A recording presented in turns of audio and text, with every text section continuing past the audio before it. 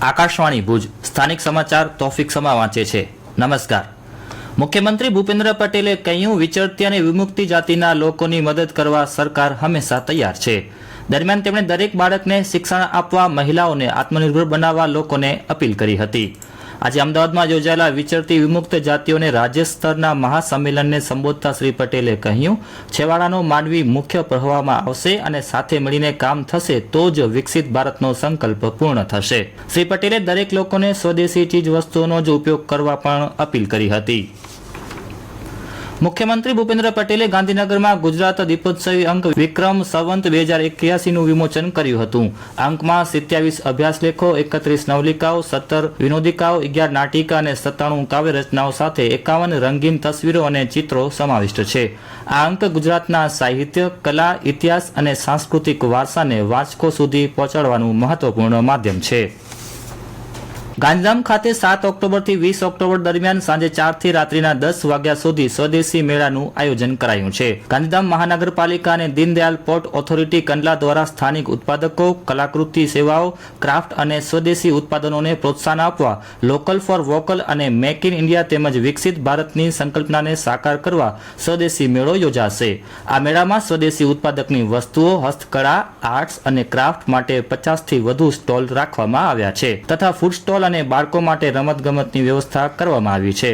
સ્વદેશી મેળામાં દરરોજ સાંજે સાંસ્કૃતિક કાર્યક્રમો પણ યોજાશે।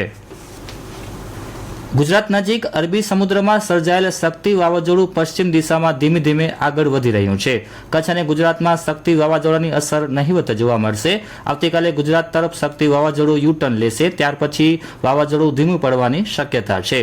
આગામી 5 દિવસ રાજ્યના કેટલાક વિસ્તારોમાં ભારે વરસાદ તો કેટલાક સ્થળોએ હળવા ઝાપટા પડી શકે છે। હવામાન વિભાગના જણાવ્યા અનુસાર 6 ઓક્ટોબર સુધી પૂર્વ ઉત્તર દિશામાં આ વાવાઝોડું આગળ વધી નબળું પડી જશે। માછીમારોને આગામી 5 દિવસ દરિયો ન ખેડવા સૂચના આપવામાં આવી છે। રાજ્યમાં વરસાદની આગાહી અને વિષમ હવામાનને કારણે ખેડૂતોમાં ચિંતા ફેલાઈ છે। વાગડ વિસ્તારમાં છેલ્લા કેટલાક દિવસોથી છૂટાછવાયા વરસાદના કારણે તલ, એરંડા, મગફળી અને દાડમના પાકને નુકસાન થયું છે।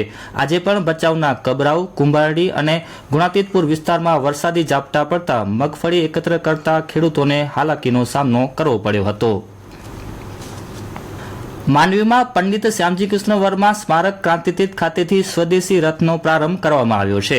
માંડવીના ધારાસભ્ય અનિરુદ્ધ દવેના હસ્તે આ રથને લીલી ઝંડી આપવામાં આવી હતી। આ સ્વદેશી રથ માંડવી તાલુકાના વિવિધ ગામોમાં ફરી સ્વદેશી વસ્તુઓનો ઉપયોગ અંગે જાગૃતિ લાવવા માટે ચોપાનિયાનું વિતરણ કરશે। આ રથ ભારત સરકારની વિવિધ યોજનાઓને પણ લોકો સુધી પહોંચાડશે। આ પ્રસંગે વિવિધ સામાજિક અને રાજકીય અગ્રણીઓ ઉપસ્થિત રહ્યા હતા। રાજ્યકક્ષાની બહેનોની અંડર 17 અને અંડર 19 વેઇટ લિફ્ટિંગ સ્પર્ધામાં ભુજની વિદ્યાર્થીનીઓએ ઉત્કૃષ્ટ પ્રદર્શન દ્વારા શાળાનું નામ સમગ્ર રાજ્યમાં રોશન કર્યું છે। જાડેજા રાજશ્રીબાએ રાજ્યકક્ષાએ પ્રથમ સ્થાન મેળવી ગોલ્ડ મેડલ પોતાના નામે કર્યો હતો, જે હવે નેશનલ કક્ષાની સ્પર્ધામાં ગુજરાતનું પ્રતિનિધિત્વ કરશે। સોની, અનુષ્કા અને સોઢા દિવ્યાબાએ તૃતીય સ્થાન મેળવી બ્રોન્ઝ મેડલ પ્રાપ્ત કર્યા છે।